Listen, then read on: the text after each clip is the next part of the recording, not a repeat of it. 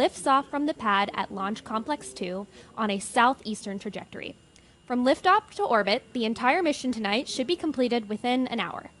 We really are so excited to finally be launching Electron from Launch Complex 2, the first of many exciting missions coming to Virginia.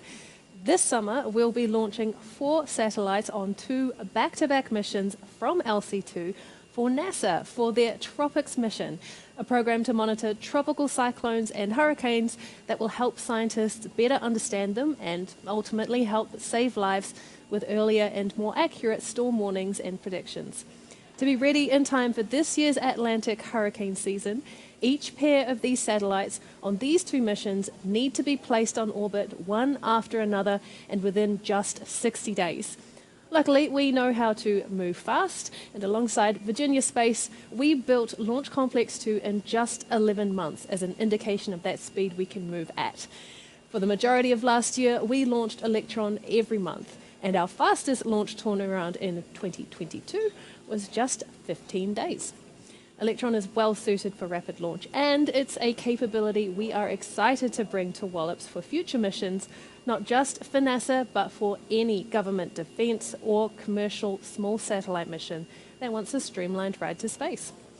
Rocket Lab's VP of Launch Systems, Sean DeMello, led the charge to bring Electron to Virginia, and he has more to say about what it took and why it's important to bring responsive and reliable launch to the Eastern Shore. Hi, my name is Sean DeMello. I'm the Vice President of Launch Systems here at Rocket Lab. Welcome to Launch Complex 2.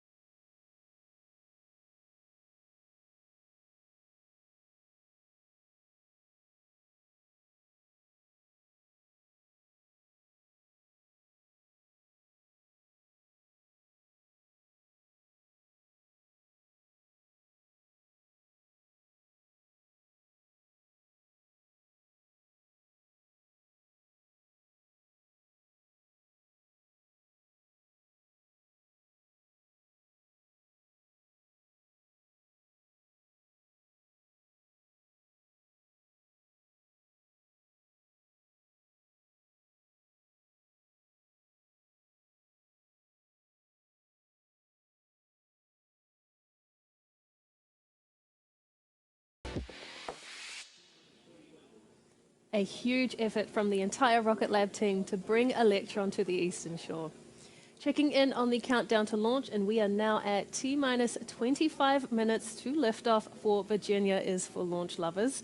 Our next check-in point with the launch operators will be the T-minus 12-minute mark when they run through the go, no-go poll to determine whether to carry through to liftoff. So far, all reports from Mission Control, though, are positive, with the range, rocket, weather, and payloads all trending green for launch. And that clear weather, too, will hopefully mean some good launch viewing opportunities for fans living along the Eastern Shore and watching right here in person in the Chincoteague area. Once Electron is high in the sky, it's possible you'll be able to see it from as far as Georgia in the south, Ohio in the west, and Maine in the north from the T-plus 2.5-minute mark after liftoff.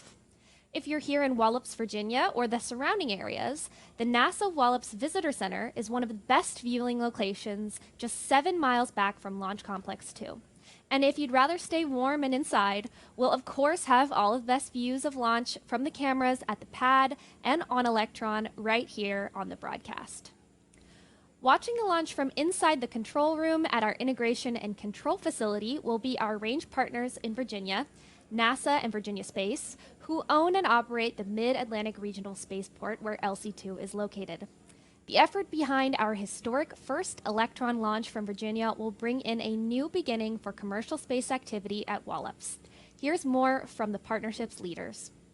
This represents a historic moment in our history, in the long and storied history of Wallops, with over 16,000 rocket launches. The Starling launch today represents a new era of resilient and responsive access to space.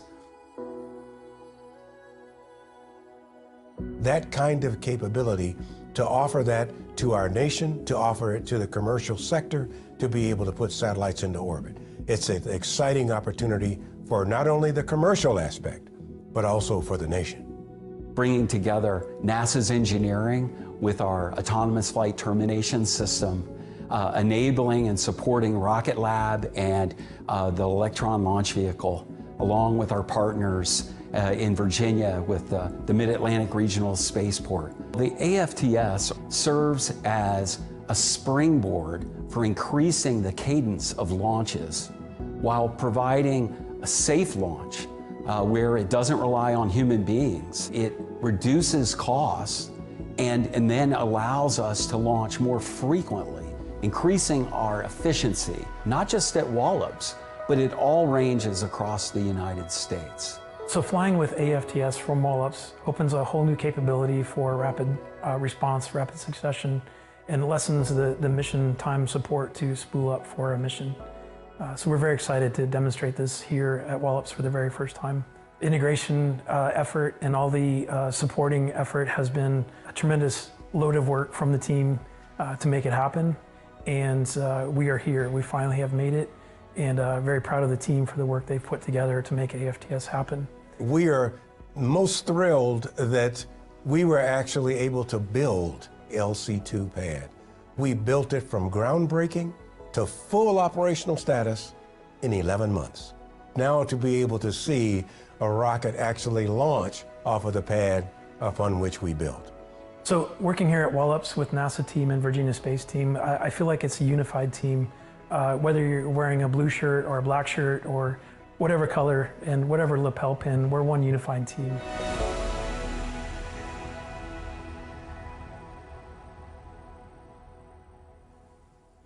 T-minus 21 minutes and counting on the clock for this Virginia is for Launch Lovers mission. Now, it has been a long time coming to launch Electron from LC-2. As we heard from Virginia Space in that clip, alongside technicians from Mars, we built the pad and its infrastructure in just 11 months back in 2020. But beyond the site build has been the monumental effort to usher in a brand new system for the spaceport for this and all future launches, an autonomous flight termination system, or AFTS.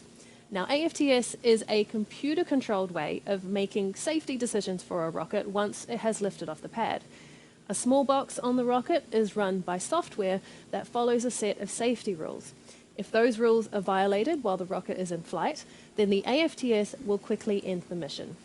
We designed and built an AFTS system for Electron and have been running it successfully on missions from our launch site in New Zealand for more than 20 missions. On NASA's range at Wallops, though, flight termination has been a traditional human-in-the-loop system. Until today, that is. After more than 20 years of software and algorithm development, NASA and the Department of Defense will today debut their AFTS for an orbital mission at Wallops for the first time. It's a crucial system that will become open to all range users to help bring down range costs, increase launch responsiveness, widen boundary limits for launches, and support multiple launch vehicles from the range. We are thrilled the AFTS can now be in use not just at Wallops, but across all NASA ranges, and proud to have partnered with NASA and the DoD to debut AFTS with Electron for tonight's mission. To give you a bit of an overview of the mission, in the next 15 minutes or so, Electron will ignite its 9 Rutherford engines and lift off that pad at T0. Now, once we have cleared the pad, it will be a relatively quick ride to space today for Hawkeye 360 satellites, from ground to on orbit in space in under 60 minutes, in fact. Within 1 minute, the rocket will exceed the speed of sound at Mach 1 to become supersonic, traveling at speeds of more than 768 miles per hour or 1,236 kilometers per hour. Around 11 seconds after breaking the sound barrier, Electron will reach max Q. Now, as the rocket travels, it experiences three forces: gravity downward, thrust upward, and then atmospheric drag. Now, the apex of all three is the max Q pressure point, or what we call when the rocket experiences maximum dynamic pressure. When our operators call that Electron has cleared max Q, they're saying that the rocket has come through the most amount of mechanical pressure it will experience on the mission. A sense of relief for our operators and the reason for why it's highlighted as a launch milestone. Just over a minute later from then, the engines on Electron's first stage will shut down, an action we call MECO, or main engine cutoff. Now, 3 seconds later, the first stage separates from the second stage, and then 3 seconds after that, the engine on the second stage of the rocket lights up and the mission carries on. By this point, Electron is well into space, and the need to protect the satellites from Earth's atmosphere no longer exists. So the rocket sheds the protective fairing, or the rocket nose cone, to lose the dead weight. That fairing jettison milestone occurs around 3 minutes after launch. Electron's second stage carries on with the mission until it almost drains the batteries that are powering its Rutherford engine. It won't have reached the mission's orbital altitude yet, so to keep going, the second stage switches to a fresh set of engine batteries. This is an action unique to Electron because it was the world's first rocket to use electric pump-fed engines to get to orbit. Battery hot swap, as we call it, will happen around T plus 6 minutes and 45 seconds into the mission. After that, we'll have our second set of engine cutoffs and stage separations. This time between the second stage and the third stage at around 9 minutes into launch. Following these actions, it's a bit of a wait to complete the mission while the third stage, carrying the satellites, completes its first pass of Earth. Once it returns to the highest point of its elliptical orbit, the engine on the third stage lights up to move the stage and the satellites into a circular orbit. From there, the payloads can be safely deployed into their circular orbit, and once that happens, it's mission success for Rocket Lab and the start of operations in space for Hawkeye 360. Thanks, Jane. We have now only 16 minutes and counting until the launch of Virginia is for launch lovers. The Hawkeye 360 team are ready and waiting as our launch team makes their way through the count. The final gate to pass will be the go, no-go poll to check in on everyone's status and readiness for launch. That's coming up at the T-minus 12-minute point, and we'll bring up the audio channels and camera feeds into our control rooms while we listen in. But while we wait for that clock to run down, Jane and I will take you through each of our operators as you see them on screen and where they are on console for today's mission. We'll start with Rocket Lab's Integration and Control Facility located here at Wallops. Along the front row, closest to the screens, we have NASA, Mars, and our launch regulator, the Federal Aviation Administration. They'll be providing ground safety, range safety, system safety, and weather monitoring for the launch. At the end of the row is our ICE operator managing instrumentation and control engineering. Behind them, in the middle row, is Majority Rocket Lab with 2 Mars operators in the mix. On one end are our avionics engineers who are monitoring all of the rocket's electrical systems. In the middle are our ground control engineers responsible for the systems at the pad that support launch, like power generation and communications. Our operator managing the propellant loading system for Electron sits in the middle. In the back row is mission management, our IT support engineer, our vehicle control specialist called VCON, and the engineer called Stage, who has eyes on the health of the rocket's engines and who watches over Electron's propellant tanks pressures, fuel usage, engine ignition, and firing. Next to her is our launch director for the mission, Michael Pearson, who leads all of the operators for this mission and who has overall responsibility for the safety and the success of the launch. Next to him is his direct support for the launch director role. And finally, we have VP of Launch, Sean DeMello, offering executive support. And over at our Global Mission Control Center in Auckland, New Zealand, we also have operators working remotely who don't need to be on site here at Wallops, and other engineers in a supporting position on Shadow Watch. At the front is our RF or radio frequency engineer, looking after the communication systems between Electron and our ground stations around the world. Flight analysts are positioned on the right at the end of the middle row, watching over the mission's trajectory and making sure it's within bounds of our range and mission safety criteria. Engineers supporting our stage and VCON operators in Virginia are sitting in the middle. And at the other end are our guidance, navigation, and control operators who monitor Electron's navigational systems and guidance software, and who make the call on the position of Electron's first, second, and third stages in space. At the back, we have ComOps looking after all data, voice, and video communication systems for launch, and finally, Rocket Lab's Launch Safety Officer.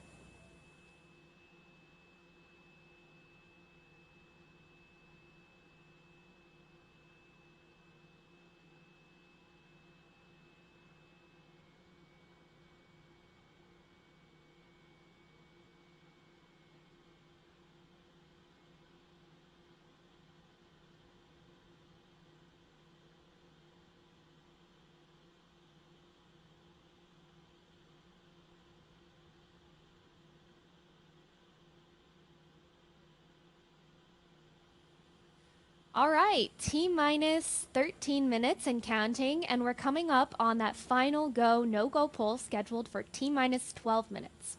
Let's bring up the comms channels and hear from Launch Director Michael Pearson and the operators to see how we're tracking as we get closer to that T0 time at 6 p.m. Eastern.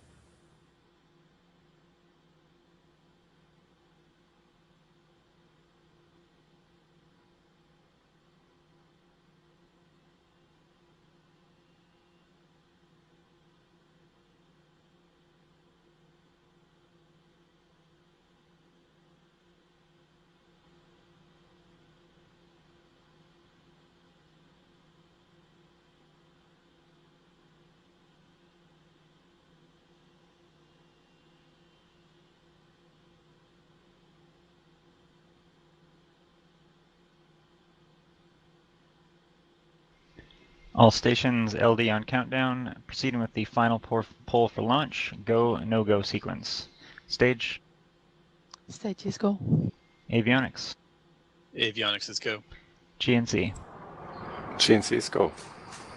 VCON. VCON is go. T1. T1 is go. GC. GC is go. PLS.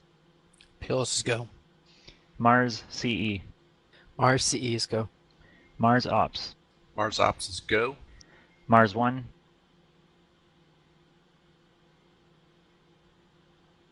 Didn't copy Mars 1.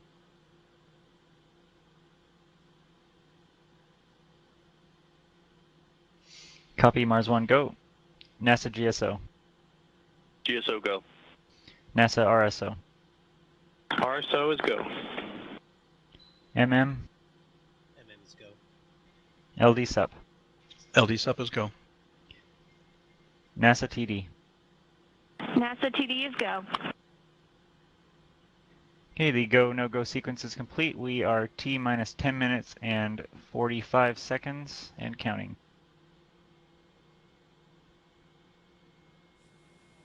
And we are out of the poll for the countdown to liftoff of Virginia is for launch lovers with Electron from Launch Complex 2. As you can see, the clock is moving with T-minus 10 minutes, 27 seconds and counting to liftoff. The T0 liftoff time remains 6 p.m. Eastern Local Time or 2300 UTC.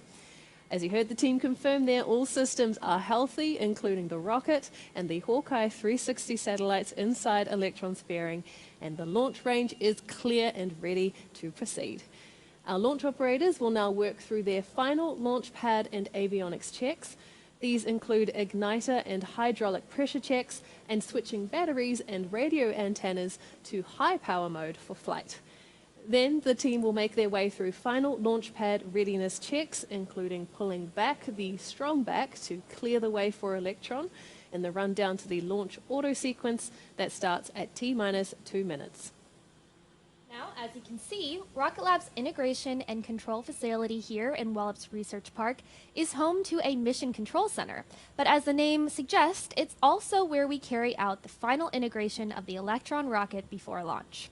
The ICF can process 2 Electron rockets for launch in parallel and support payload integration with dedicated customer clean rooms.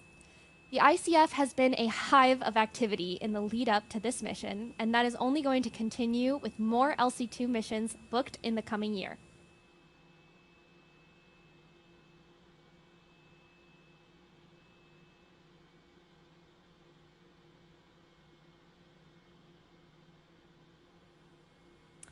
Earlier in the broadcast, we talked about the efforts of the many partners working together to get Electron off the pad today.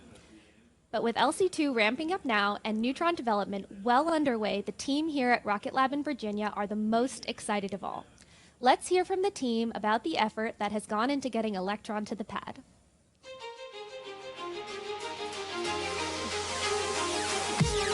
My name is Aaron Kuipers. I'm the Director of Launch and Test Operations here at LC2. Rachel Harley. I'm the LC2 Office Manager here.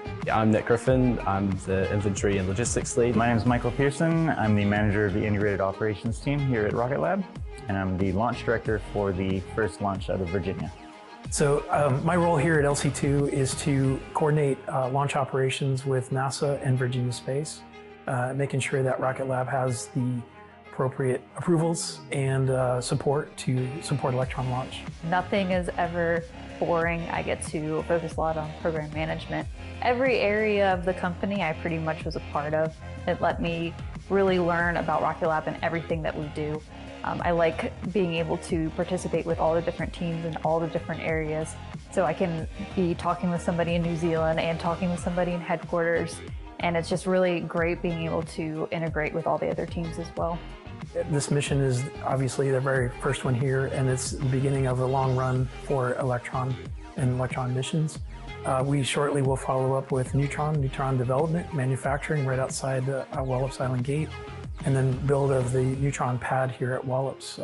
That's coming in the future, and very excited about that. I've always wanted to move to the States. I love the place. The people here are so friendly and helpful, and the atmosphere is pretty electric at the moment. I mean, it's our first launch from US soil, so the local community here has been so supportive, and the team's ready to roll. Yeah. This community is obviously really special to me. I'm a Tiger from Chincoteague, Virginia. So I did come back here and started working at Rocket Lab 3 years ago. The community itself has always been near and dear to my heart. So Rocket Lab coming into the community, providing education resources, providing jobs, has really meant a lot to me. This is very surreal. It's been a long ride.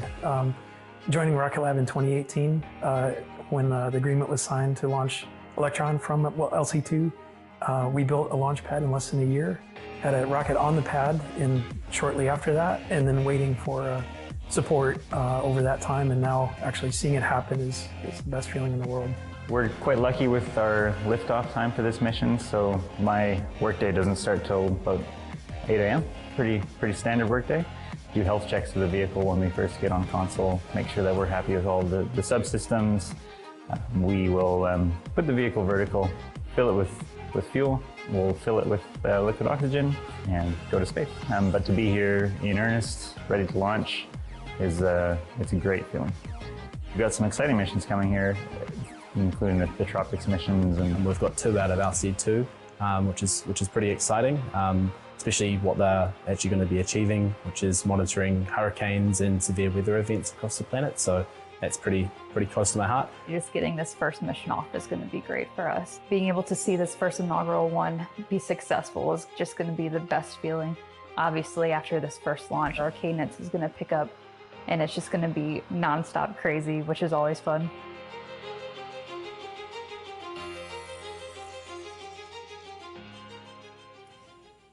An extraordinary effort from everyone involved. If you're interested in joining the team here at Wallops or joining any of our other 9 sites around the world, we have a lot of opportunities for you. Head to rocketlabusa.com/careers for more information on how you can join the pioneers in the Rocket Lab team.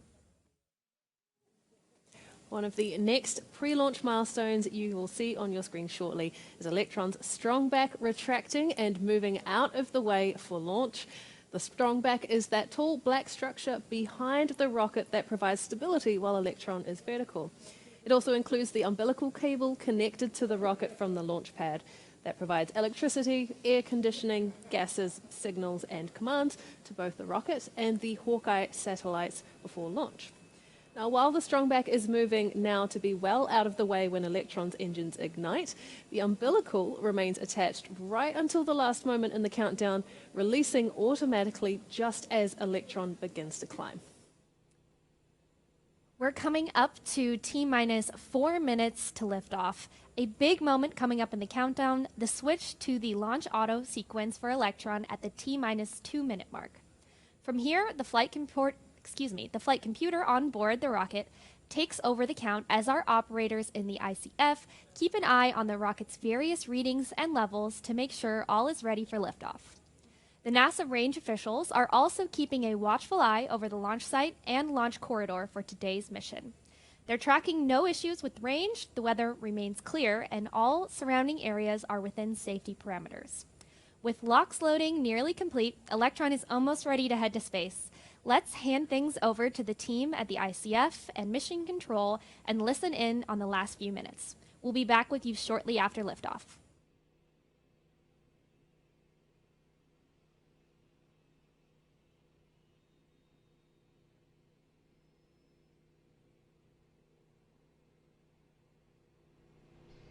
All stations LD on countdown. From now on, there should be no red flags on your critical LCCs. VCON LD countdown. LD VCON. I confirm all expected flight computer ASGOs are green. Confirmed. Lock auto sequence and confirm. Auto sequence locked. Okay, all stations, we are go for auto sequence start at T-minus 2 minutes. LD is go for launch.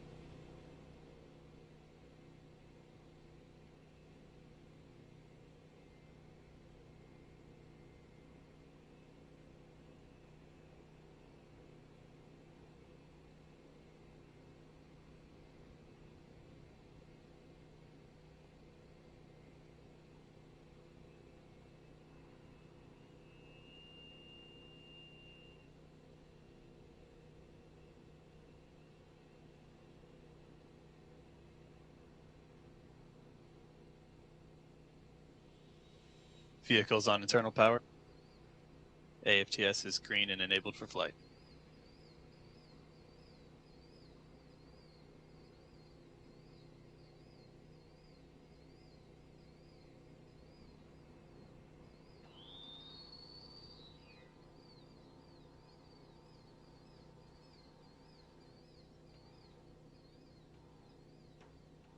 Transitioning logs system into recirculation.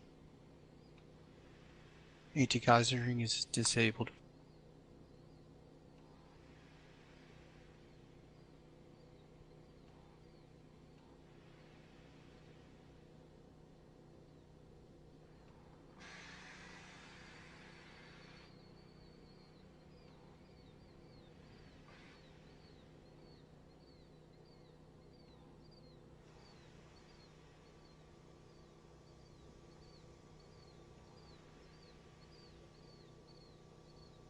Stage 1 and Stage 2 are pressed for flight.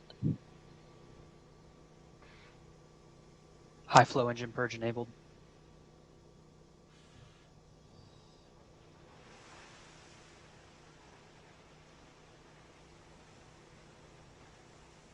Deluge is active.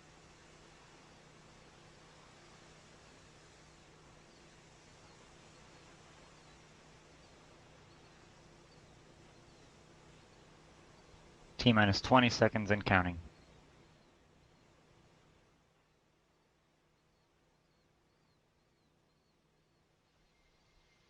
Ten, 9, 8, 7, 6, 5, 4, 3, 2, 1. Lift off.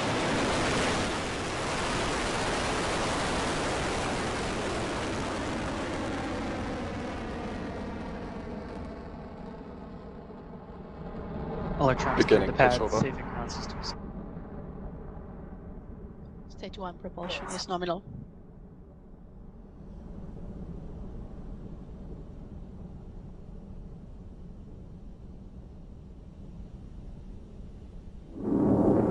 And liftoff of Electron from Launch Complex 2, leaving US soil for the first time and on its way to space up and over the Atlantic Ocean. burnout detected. All 9 Rutherford engines on Electron's first stage now propelling the rocket at more than 700 kilometers an hour. And we are hearing good calls from the teams in Virginia and Rocket Lab Mission Control. A clean ascent for Electron, now nearly a minute into flight.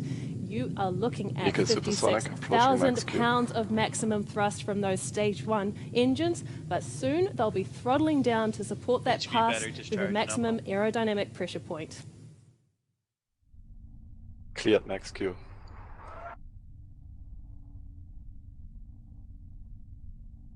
There is the call out. Electron has cleared that first milestone and is continuing nominally. The 9 Rutherford engines on the first stage are throttling back up, and all looks nominal for propulsion there. We are now at 1 minute and 32 seconds into flight, with Electron moving at speeds of nearly more than 3,000 kilometers an hour now. The next major milestone will be those Rutherford engines on the first stage shutting off completely, expected to occur at around T minutes 26 seconds into flight.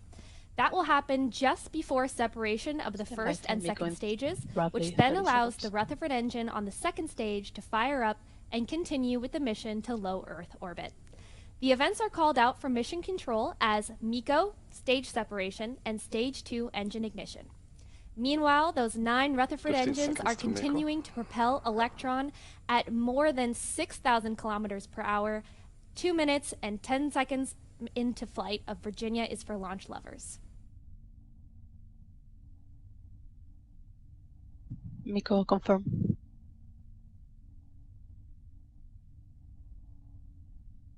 Stage separation successful. Stage 2 ignition.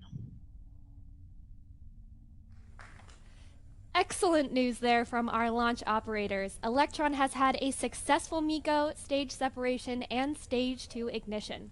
The next milestone will be separation of the rocket's fairing. We do this to lose unnecessary weight once Electron is through the Earth's atmosphere. Fairing jettison succeeded. And as we saw from Electron's onboard camera and heard from Mission Control, the rocket's fairing has successfully separated and fallen away, exposing the Hawkeye 360 satellites to space on their way to low Earth orbit. Our first launch from US soil is going great so far.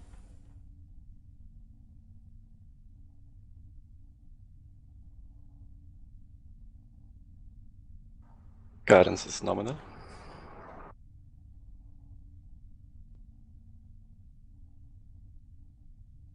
Stage 2 propulsion, holding nominal.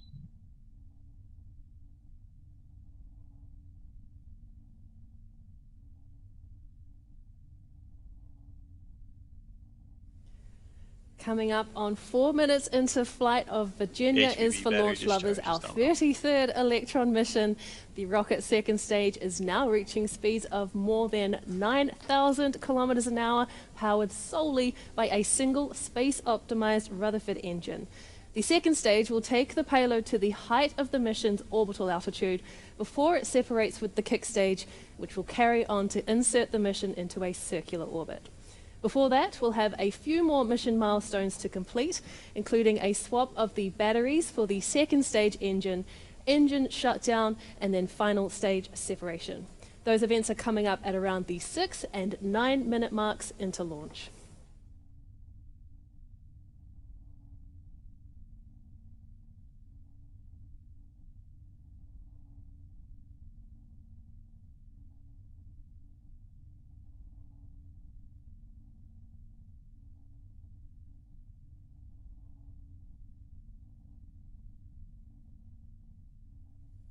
Checking in on the clock, and we are just about T plus 5 minutes into the mission. Hearing nominal calls here from our launch operators in Mission Control in Virginia and Auckland. The second stage Rutherford engine is putting out a maximum of 5,800 pounds of thrust Stage 2 on its way to propulsion nominal. delivering our customers' payloads to orbit. At liftoff, the rocket weighed about 13 metric tons altogether, but since it's shed its first stage that stored the majority of the mission's propellant, along with 9 of those Rutherford engine, Electron is down to 1/5 of its liftoff mass, enabling that second stage engine to propel Electron past 11,000 kilometers an hour.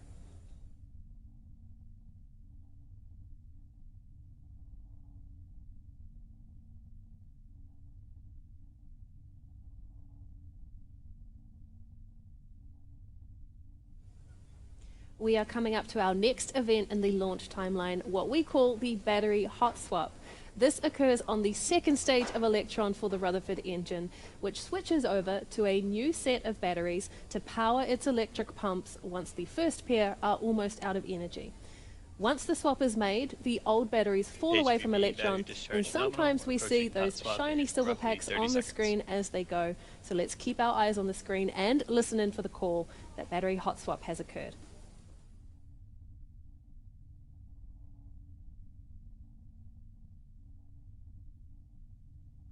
Throttle leg down.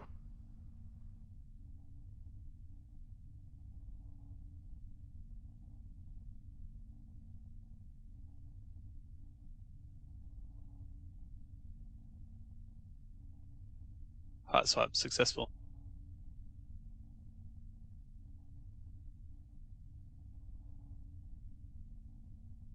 Battery jettison confirmed.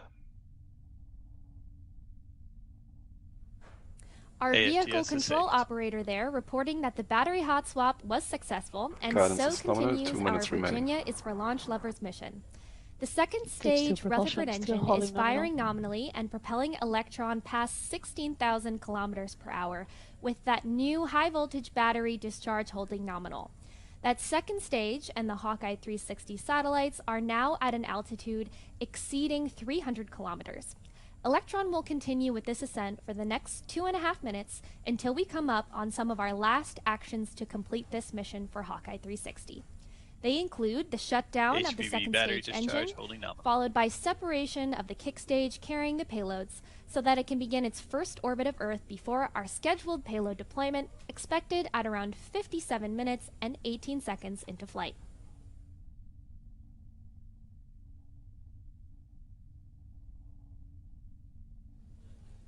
While we're in the second stage burn, let's take a quick look back at the mission so far.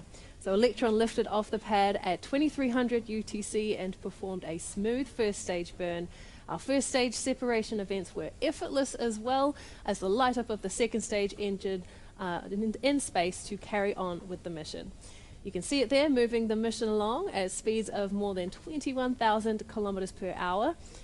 Hawkeye's payloads will be deployed to a Stage 2 550 propulsion still kilometer holding orbit. nominal. So with Electron now past 328 kilometers altitude, we have another Entered burnout detect 200 mode. or so kilometers to go until that final phase of the mission. Guidance is in terminal, 22 seconds remaining.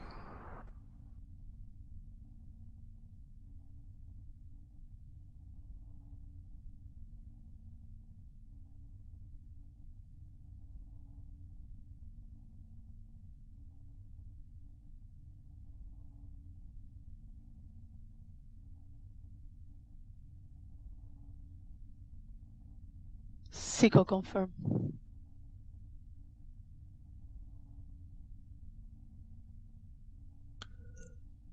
Stage 3 separation confirmed. Nominal transfer orbit achieved.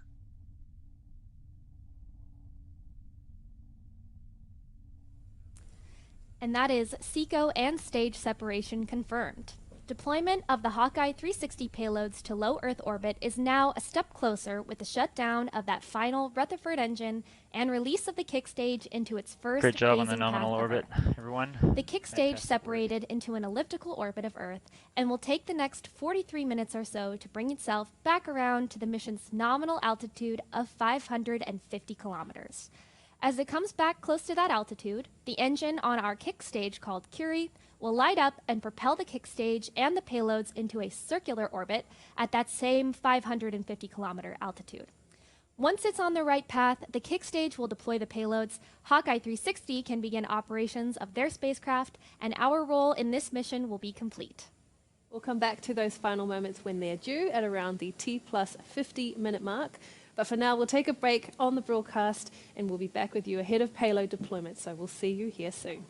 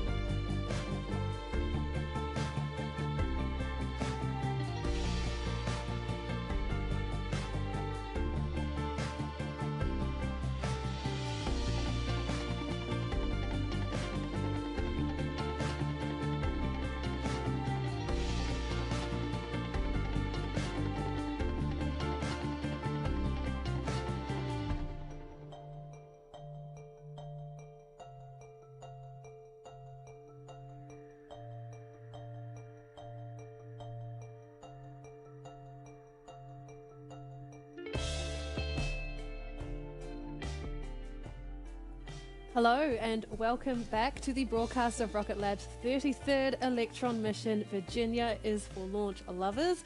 We have had our first successful launch from our pad on Wallops Island, Virginia, marking Electron's first launch from American soil at 6 p.m. Eastern Time or 2300 UTC. From there, we successfully made our way through all of the usual launch events, including passing through max Q, engine shutdown on the first stage, stage separation, and startup of the Rutherford engine on the second stage, and then a repeat performance of those actions, but with our second and third stages to bring us now to these last moments in the mission. That third stage, carrying the payload for today's mission for Hawkeye 360, has completed its first pass in an elliptical orbit of Earth, and we're now waiting for its Curie engine to ignite and position the stage in a circular orbit so the satellites can be deployed to their new home. The call we're waiting to hear from our stage operator in mission control is that the ignition of that Curie engine has happened. Now that is coming up shortly, so we're going to switch over to the nets to listen in.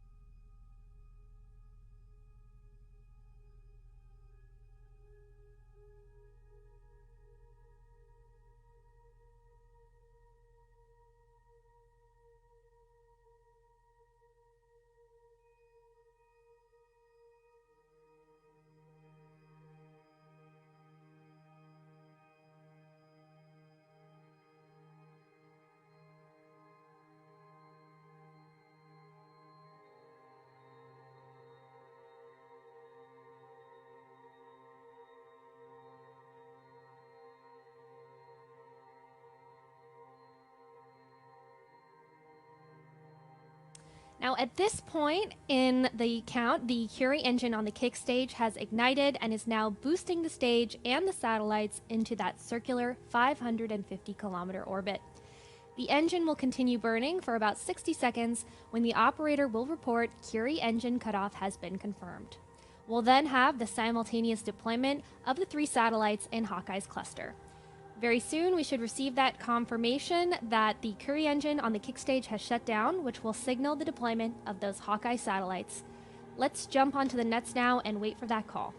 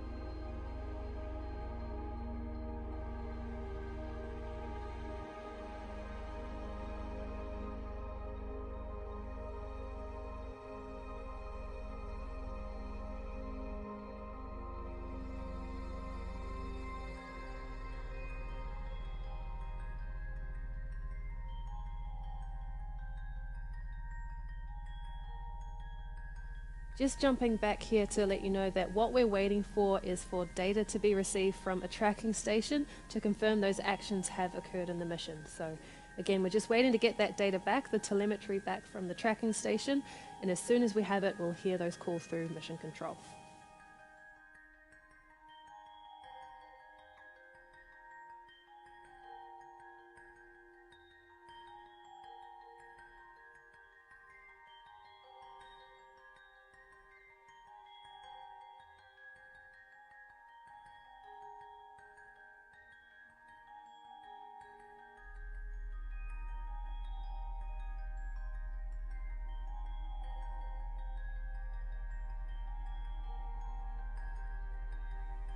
Just to confirm again, we're waiting to receive that telemetry from the tracking station, and once we have that data, we'll hear those calls from our mission control operators.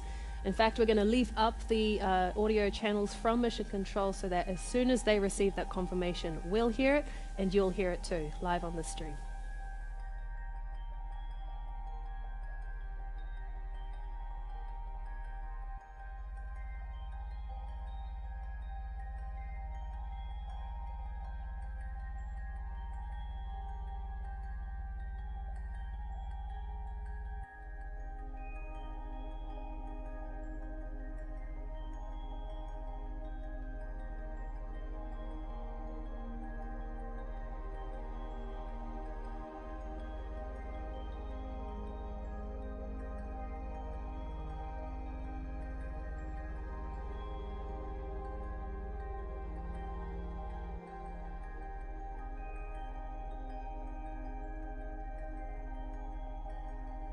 Now, Electron communicates with ground stations all over the world. So as we wait to receive the telemetry from this ground station, you'll be waiting for those callouts from Mission Control right here on this broadcast.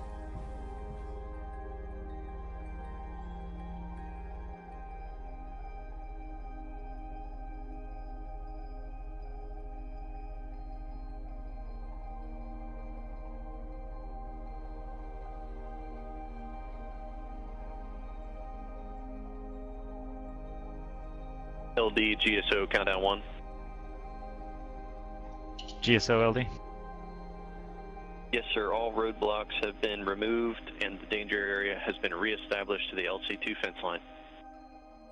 Copy that. Thank you very much.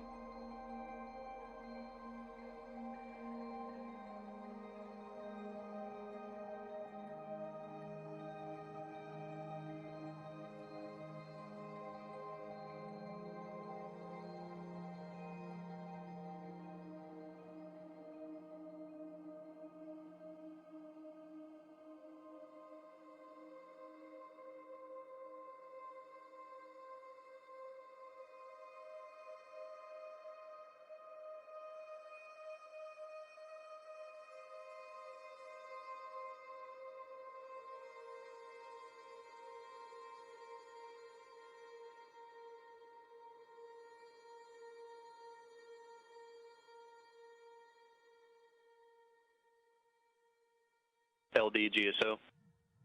GSO LD. Going off console. Copy that. Thank you.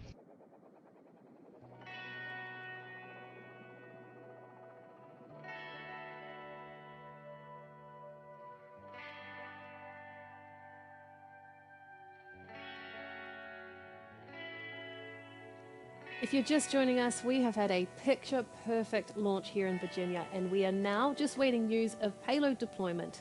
Our operators have confirmed Electron reached a nominal orbit, and now we are awaiting for the payload deployment from the kick stage to receive that confirmation from telemetry at our ground stations. We're experiencing some slow data connection with the tracking station to confirm that, so this could take a little longer than usual, but we'll stay here with you on the broadcast and give you that information as soon as we have it.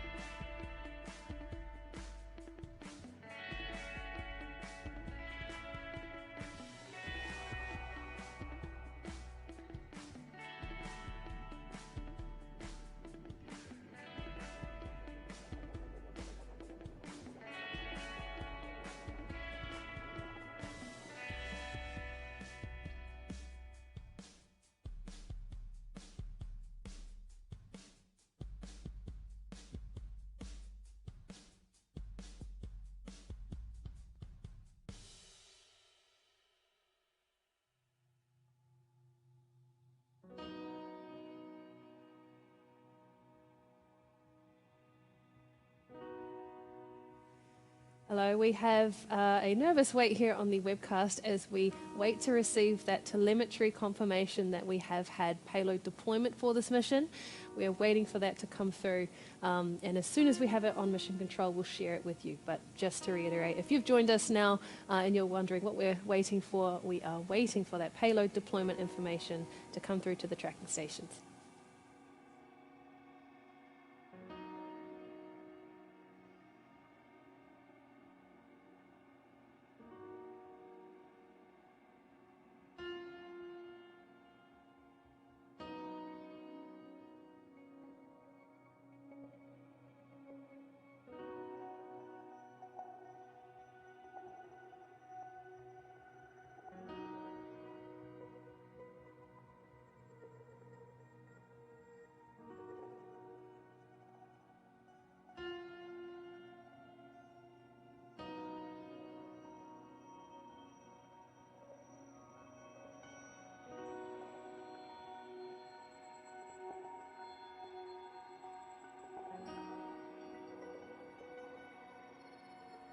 And for some background information, the commands to ignite and shut off the Curie engine and deploy the spacecraft are preloaded onto Electron prior to liftoff. They're part of the auto sequence that controls the entire launch. So that's all happening right now as we wait for the confirmation of the data to be received from the ground station. Electron communicates with ground stations across the globe, and if we are unable to receive this telemetry from the current ground station pass, we'll just wait until we go over our next ground station pass, which is over the west coast of the United States. So stick with us for confirmation.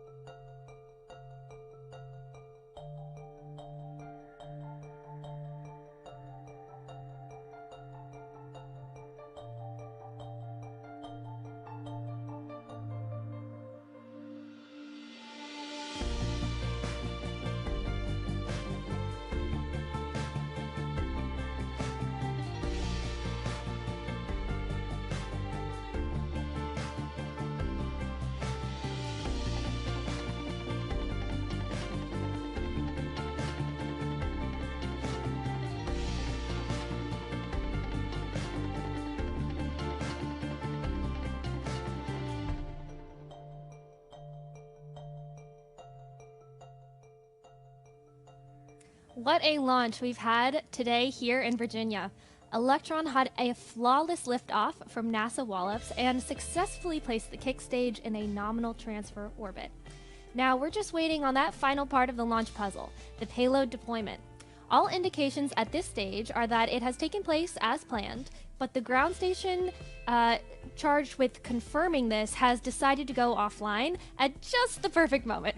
We're now waiting for that next pass, which is coming up soon.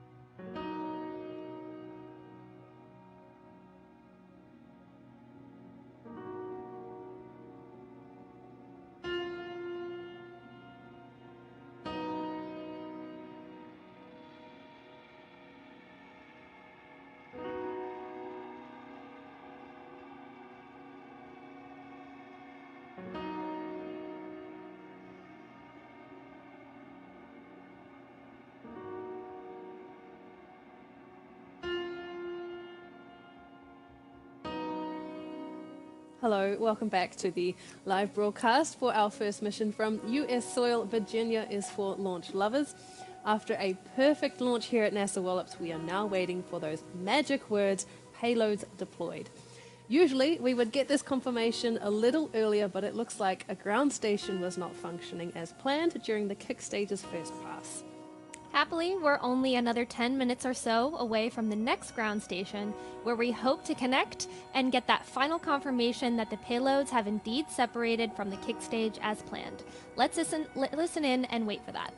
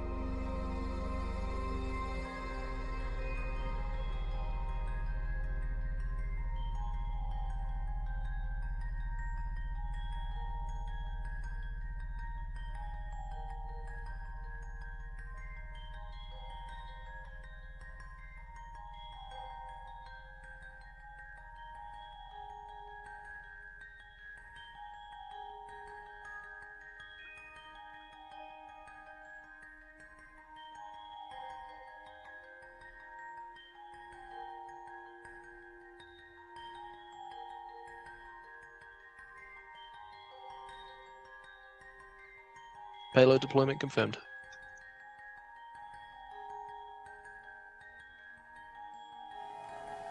Well, thank goodness, there we go. That was confirmation of Curie ignition cutoff and deployment of all 3 Hawkeye 360 payloads on our 33rd Electron mission. Congratulations, Hawkeye 360, and welcome to your new home in space, all the way from our new home in Virginia. These satellites will form part of Hawkeye 360's radio frequency detection constellation, able to identify and geolocate sources of radio frequencies from space for communication, navigation, and operations. And today's mission has brought the total number of Hawkeye 360 satellites in space to 15, and these 3 are the first to be deployed into their mid-lateral orbit. This mission also now officially brings the count of satellites deployed by Rocket Lab to 155. Now, 2022 was a milestone year for the entire Rocket Lab team across the world last year. A record number of launches with 9 for the year, and our first mission off planet to the moon for NASA with the Capstone mission in June, supporting the Artemis 1 launch with roll-out solar arrays and CubeSat dispensers, and that was just the tip of the iceberg, with this first launch of the new year marking an even bigger 2023. So congratulations to the whole team and to all of our customers and mission partners. We cannot wait to do it bigger and better this year with you. And a huge thank you to you at home as well for the support and for sticking with us through this broadcast of Rocket Lab's 33rd mission. We're about to end the show here, but remember to follow Rocket Lab's Facebook, Twitter, and Instagram pages for information about our next mission coming up in early 2023. So, for the first time from Launch Complex 2, this is Rocket Lab Mission Control signing off.